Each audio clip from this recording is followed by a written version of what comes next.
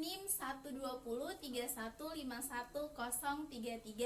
Saya merupakan mahasiswi dari Universitas Negeri Medan atau UNIMED, Fakultas Ilmu Pendidikan, jurusan Pendidikan Bimbingan dan Konseling.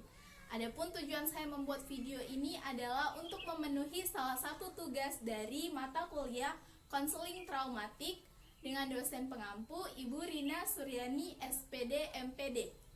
Adapun video ini berisikan tentang layanan informasi untuk mengatasi trauma pada klien korban bencana alam. Selamat menonton, terima kasih. Halo Ibu, selamat malam. Perkenalkan, nama saya Indranisa Fiska. Saya sebagai pendamping konseling traumatik hari ini.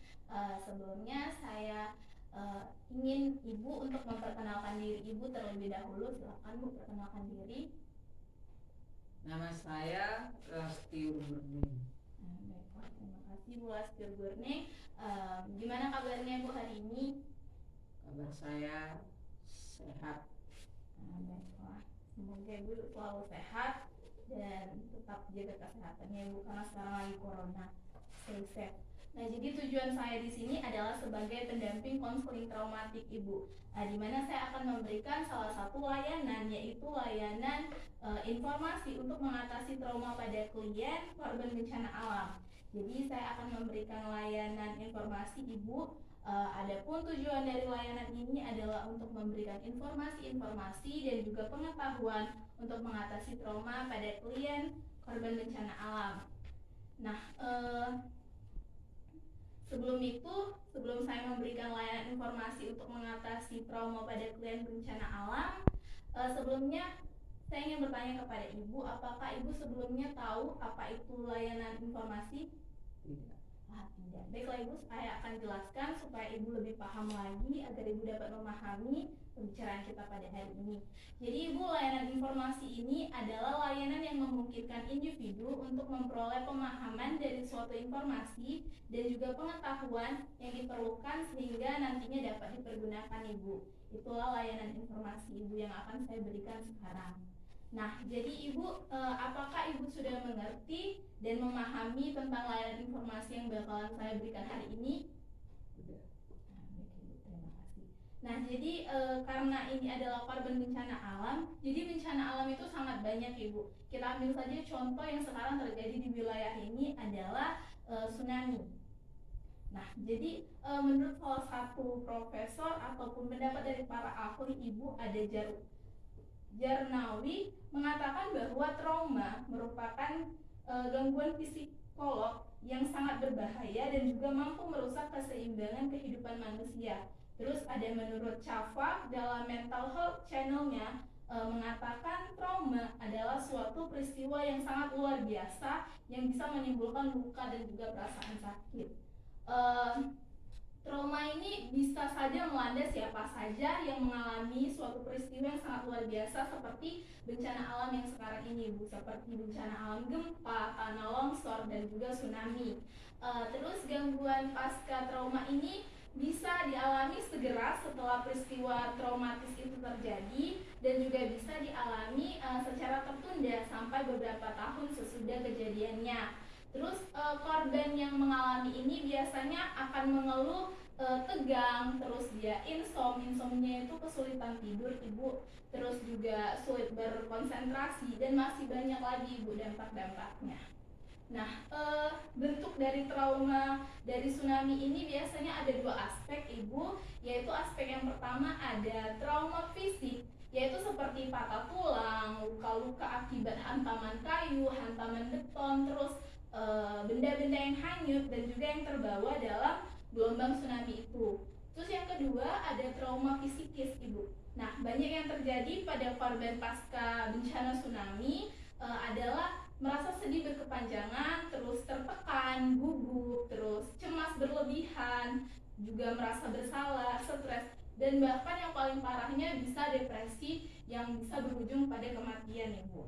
Nah, dampak dari tsunami ini ada sangat banyak, tetapi yang saya ambil ada dua Ibu, di mana ada dampak fisiologis, terus yang kedua ada dampak psikologis. Nah, di dampak psikologis ini Ibu dibagi lagi menjadi 5, yaitu ada perasaan takut atau ketakutan, perasaan cemas atau kecemasan, perasaan marah atau kemarahan, terus perasaan benci atau kebencian, perasaan sedih, dan juga depresi yang tadi sudah saya bilang.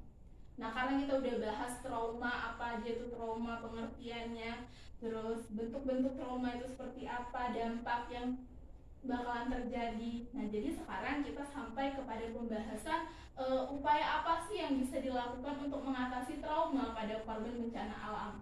Nah, jadi saya ambil di sini ada 3 Ibu upaya yang bisa kita lakukan, yaitu yang pertama melalui konseling traumatik, Ibu.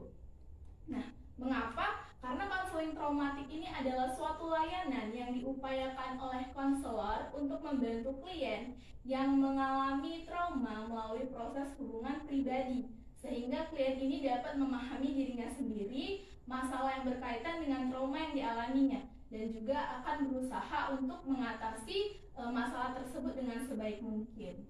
Terus secara umum proses konseling traumatik ini dibagi menjadi 3 tahapan, Ibu. Ada tahapan awal, tahapan pertengahan, dan juga tahapan akhir. Yang pertama saya jelaskan dari tahapan awal konseling. Itu yang terdiri dari introduction, terus ada invitation, dan juga ada environmental support. Nah, dalam tahap awal ini biasanya itu konselor membangun hubungan dengan kliennya agar kliennya merasa nyaman untuk menyampaikan masalahnya kepada konselor gitu. Terus yang kedua ada tahap pertengahan atau tahap kerja biasa dibilang. Di sini itu di tahap pertengahan ini biasanya konselor itu fokus kepada trauma apa sih yang dialami kliennya. Dia mencari tahu trauma-trauma apa yang kliennya alami gitu. Terus di tahap yang terakhir ada tahap akhir konseling atau termination, yaitu supaya di tahap ini tuh konselor bisa menurunkan kecemasan traumatik si klien, dan juga di tahap ini adanya perubahan klien menjadi ke arah yang lebih positif lagi, Ibu, seperti itu. Terus yang kedua, upaya yang kedua adalah konseling dengan CBT atau Cognitive Behavior Therapy. Nah, ini itu merupakan salah satu upaya bantuan yang bisa diberikan kepada individu ataupun masyarakat untuk bisa mengalami kondisi traumanya.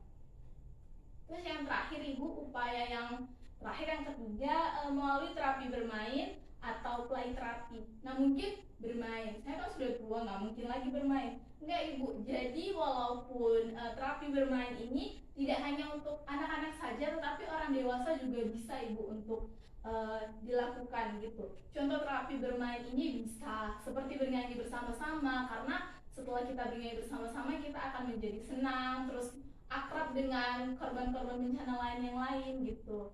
Terus juga bisa bermain congkak atau puzzle, Ibu. Terus upaya yang bisa dilakukan untuk menyembuhkan trauma pada dasarnya itu adalah kegiatan yang mengajak korban untuk lebih merasa tenang, senang, ceria, sehingga dapat memiliki pandangan hidup yang baru gitu. Nah, terapi bermain ini merupakan suatu pendekatan untuk memberikan bantuan untuk mengatasi permasalahannya dengan menggunakan media. Medianya itu seperti media mainan, melalui media seni, permainan, dan juga komunikasi, Ibu. Nah, sekian saja, Ibu, layanan informasi yang bisa saya berikan tentang mengatasi trauma pada klien korban bencana alam.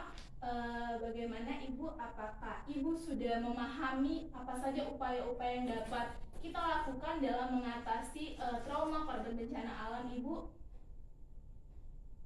Bisa? Sedikit-sedikit. Sedikit-sedikit, baiklah, Ibu. Baiklah, saya sudahi layanan informasi pada malam hari ini. Semoga layanan informasi yang sudah saya berikan bisa membantu Ibu untuk mengatasi trauma yang Ibu rasakan dari dampak bencana alam. Baiklah, Ibu, saya ucapkan terima kasih banyak dan selamat malam.